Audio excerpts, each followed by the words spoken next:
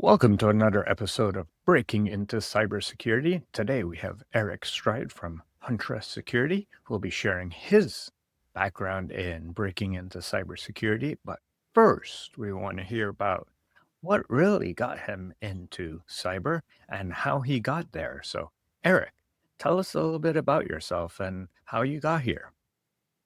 Hey, Christoph, thanks for having me. Like many that have been around this industry for a while, we probably didn't start right in cybersecurity. Same is true for me, right? When I came in, it was IT and cybersecurity was something you kind of found your way into. Similar for me, I spent actually 12 years active duty Air Force. I initially came in as a communications computer systems officer. First duty station was at Nellis Air Force Base in Las Vegas, running the network operations center there, and providing internet, web browser, telephone, TV, whatever off the base, all the services, core services and such. But I had actually came in with a top secret clearance, and so I got a cryptic email one day that said, "Hey, we have a unique position coming open based on your degree. My degree was computer science and your security clearance. We think you might be a good fit. Let us know if you're interested." And I was like, "Hey, sir, interested? Details? Question mark." And I got a pretty cryptic response that said that had the cut and paste Air Force computer emergency response team mission. And they said, "But it's not exactly in the AF cert. So submit a resume if you're interested." And I said, "Wow, well, he gave me the computer network defense mission and said it's not that. So maybe it's a little bit of the opposite." Went ahead and submitted a resume, got accepted, and helped stand up one of the first offensive cyber units for the Air Force.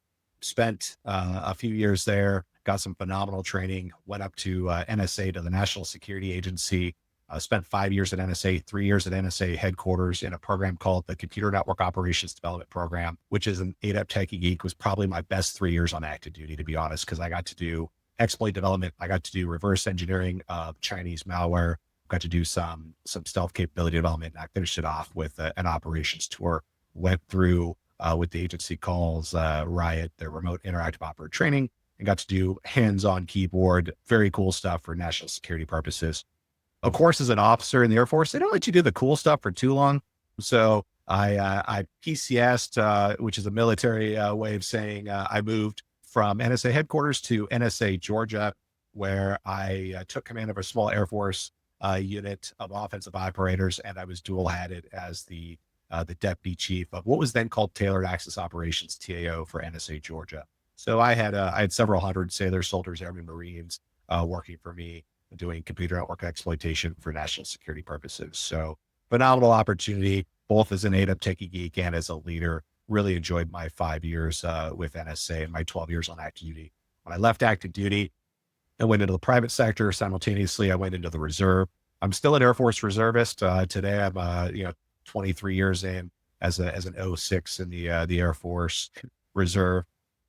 And in the private sector, I went and joined a cybersecurity company called Route 9B, which was made up of former NSA folks, and I ran the product development arm for them for about 4.5 years. And then I joined an early stage company doing cybersecurity on super yachts. So that was a pretty. Before we get too far there, I think for those that might not know all of the terms you just dropped there of the services that you did within the military branches and how specialized they were, unless you've really done either some watching of Snowden or some research into cyber. Those are some really highly specialized roles, and potentially a deep dive into what it takes to get really into the ones and zeros of a cyber network. But was that what you wanted to do, or was that what they made you do? Yeah, no, it's a great question. Unlike many in the military who kind of just get told where to go, I really only let them do that to me like one time out of my 23 years. And that was my first assignment to the base comm squadron at Nellis Air Force Base. After that, I really started doing selectively manned assignments, which put much more of the control in my hands, which is kind of rare on the active duty side. Much more common in the reserve. You own your career. But on the Mhm. active duty side, you definitely get told like, here's where we need you, here's where you go. At the time, because cyber was such a specialized field that wasn't a core career field, it was some comm, it was some intel, it was more of a, hey, we're going to interview people and we're going to bring you in. Now, the program like at NSA, that CNADP program, that's still a very selective program. Folks that are in what we call cyber today for the Air Force, or even intel, or even developmental engineers have an opportunity to go into that. And so in order to succeed in that kind of environment, they're looking for people with a passion and an aptitude to succeed.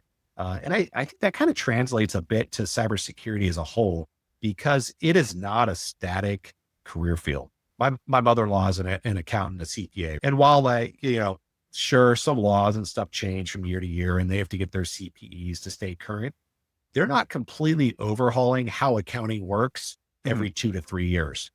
And in cybersecurity, if you are not continuously learning, if you're not engaging directly and deliberately to be aware of what is the latest in tradecraft and techniques, you get left behind because it evolves so rapidly. And so for me personally, it is effectively required a dedication to learning my entire life or my entire career in order to succeed in cyber. It's and it's little things even, right? It can be little things like listening to podcasts, right? I have, podcasts that I listen to every week. I'm not always the best about being up to date. Sometimes I'm about 2, 3 weeks behind until I get a flight. I can, get through about 8 or 9 of them on a flight, but it's those things help me stay abreast of what's going on in the community. It's from a passion perspective. Sometimes it's taking on individual products, individual projects on my own just to get oriented with a capability, engaging in the open source community, downloading stuff, setting up a VM, trying it out, right? How does something work? I'm very much a hands-on learner. And so if I can actually put my hands on keyboard and do something, I'm going to absorb it better. And so I try to take this multifaceted approach of, hey, what can I do from a hands-on perspective? What can I learn and absorb? And then what are the training courses that hopefully I can get work to pay for, right? That I can go out and do in order to keep the skills up. And it's that combination, but just really that willingness to just continuously absorb information and be static that has been a critical piece for me. And it's one of the number one pieces of advice I try to provide people is always be learning. Try to find the niche that you have passion for too, right? You know this, Christoph, like cybersecurity is so broad, but people are like, I want to do cybersecurity. I'm like, awesome. What do you want to do?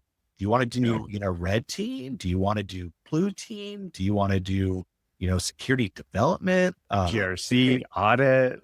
There's so many non-hidden ones that people don't even think about that are in the background. Governance, disaster recovery. Like there's so many things that people don't even think about.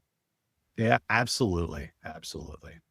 So I don't know if I completely answered your question. Go ahead with the next one, Christoph. No, you did, because you said you took control of your career. You didn't let the military say, oh, well, we're going to turn you into a cyber warrior. It sounds like you had a decision in your mind that this is what you wanted to do and you chose your post. So now that you came out a cyber warrior and you're growing in your career, what are some of the deliberate steps that you took as you're going in and growing your career and you're coming out as an individual contributor and you're growing into a leader? What are some of those things that you did to transform yourself? That's a good question. So tangential to that always be learning. Certifications are a good opportunity to get a deeper knowledge into something. Big fan of experience, but I think certifications give you that kind of that launch platform to get those experiential opportunities, right? And so I have a handful of certifications. Some I've let lapse, at least 3 that I keep current. But everything from CISSP, which as we talk about, is an inch deep and a mile wide. But from a manager perspective, it's a good broad certification. Hands-on, right? Things like SANS GCIH is a good one from the incident handler perspective.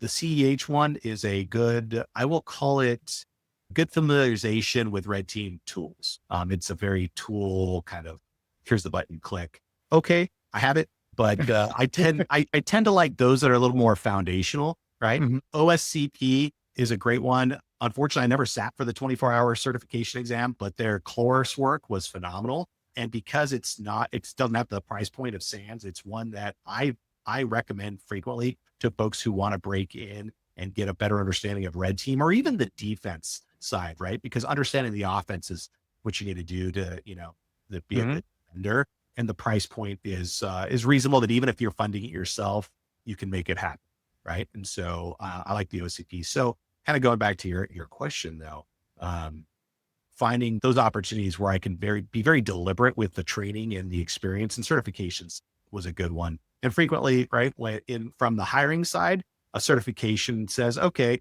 well, at least they've got a foundational level of knowledge for this role, right? And so I'm a fan of it from that perspective.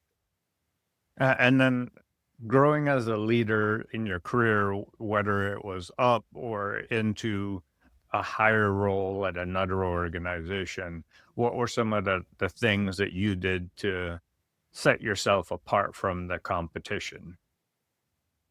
So I have a four competency mantra that I push to my leadership teams. I try to abide by it myself as well, and I won't claim authorship of it. I took the first three C's from General Mattis, right? But the first is competence, right? Don't just dabble in your craft; be an expert at it. Right? And from a manager's perspective, if you are really good at the job, you're going to manage the job better. You're going to better understand the pain points that your people are going through. And so from that perspective, I like to be, I call it micro informed, not to micromanage, but to understand the nuances that the teammates are going through, that the individuals or individual contributors are going through. And as a manager, that gives me much more insight and ability to advocate for the team.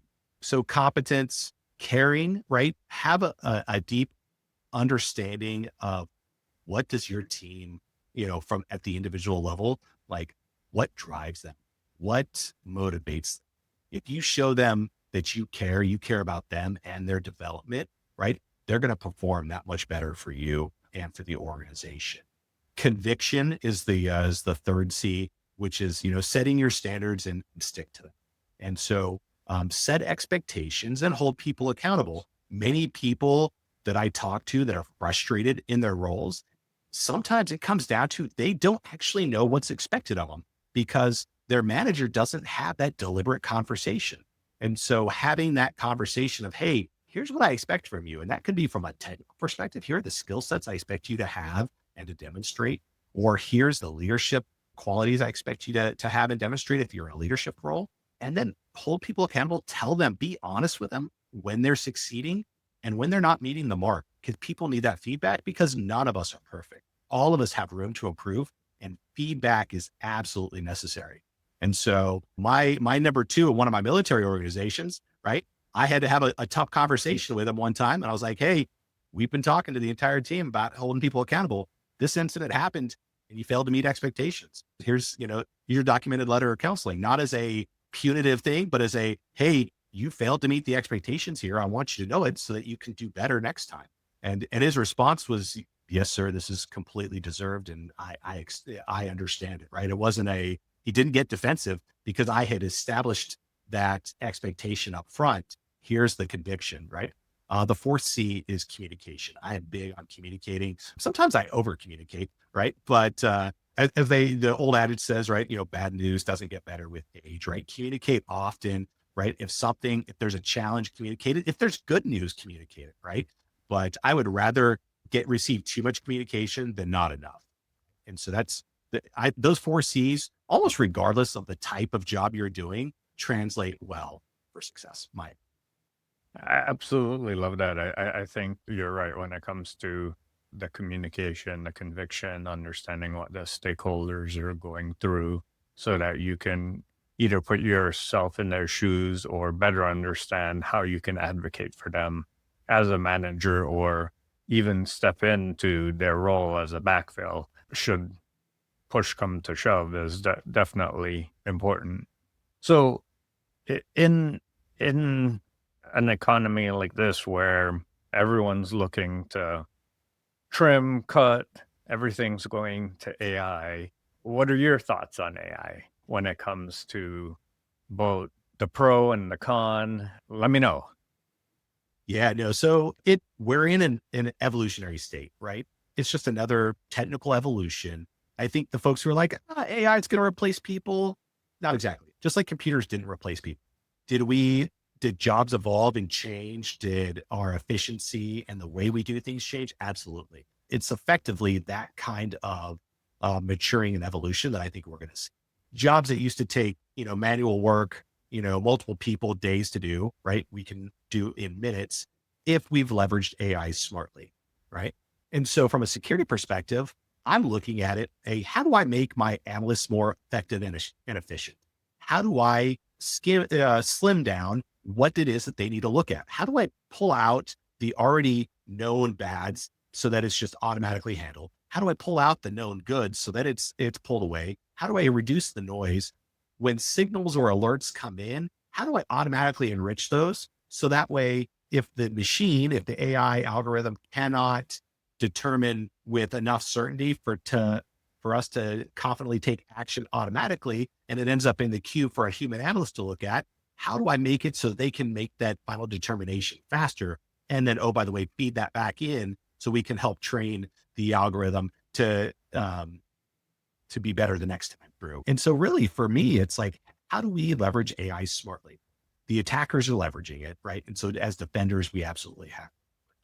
And so my overarching opinion on AI is that it will be another tool to enhance human effectiveness and efficiency. It's not going to replace humans, but it's going to change how we do our jobs. It's going to change that landscape a bit. It's going to create some new jobs, right? Nobody knew what a prompt engineer was years ago, right? But now we do, right? And so from that perspective, I'm not fearful. I'm actually very optimistic on how do we do it. At the same time, I'm not just wholeheartedly saying, oh, we're just going to automate that job. We're going to automate that job, because the way a lot of these AI agents and work today, it's like putting an eager 14-year-old intern in that role, right? And so if you can scope it very precisely, you can get some pretty good output.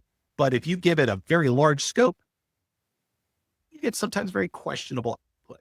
So I, be I deliberate. was just going to talk through that. Like, I think oftentimes folks think AI is some magic black box that you can take anything, throw it at it, and it will magically give you the expected output without you even understanding what sort of processing it was supposed to give to it, and expect that it would give you the right output on the outside.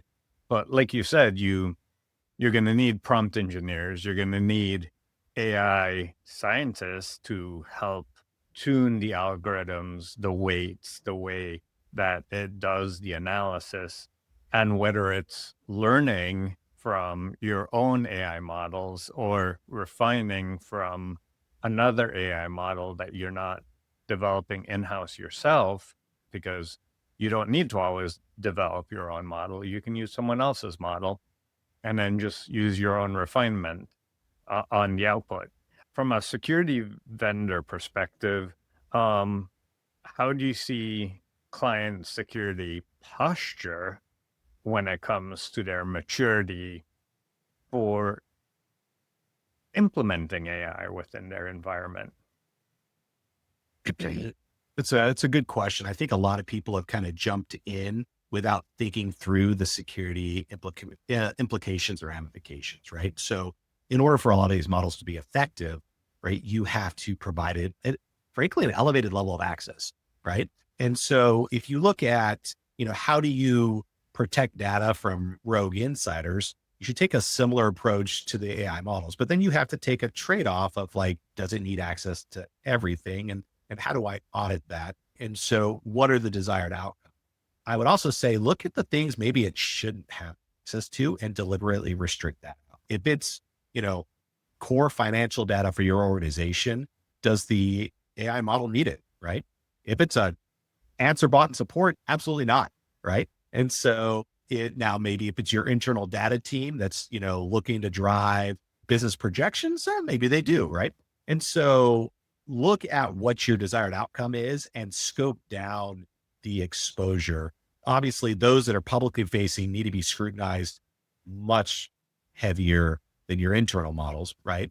That's just, I mean, that's security 101, right? Start at what's exposed for, outside first, and then look at the internal. I would say don't ignore the internal though, right? Just like you have insider threats that you shouldn't ignore, don't ignore those AI models that are internal only, because you might be exposing yourself unnecessarily.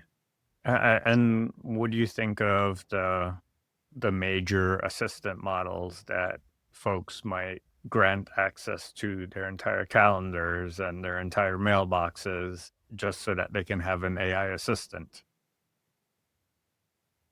Understand the risks, right? It's a risk reward trade-off, right? How mature is the agent? How mature is the organization, providing it to you, right? There's an old adage too, right? If it's a free product, then you are the product, right? Mm, So mm. think about where you're getting access to the AI model, and are you providing it additional training data, or are you at a paid subscription where they've agreed not to use any of your data for training?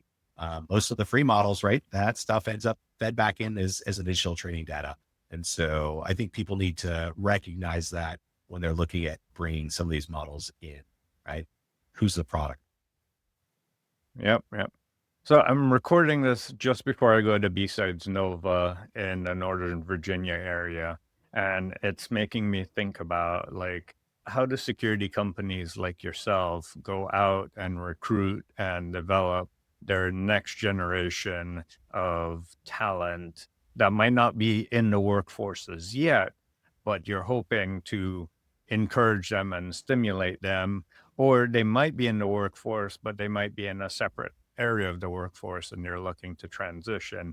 How do you engage them to, they have those skills and capabilities, but they maybe didn't think that this would be the right field for them. How do you encourage them to come on over?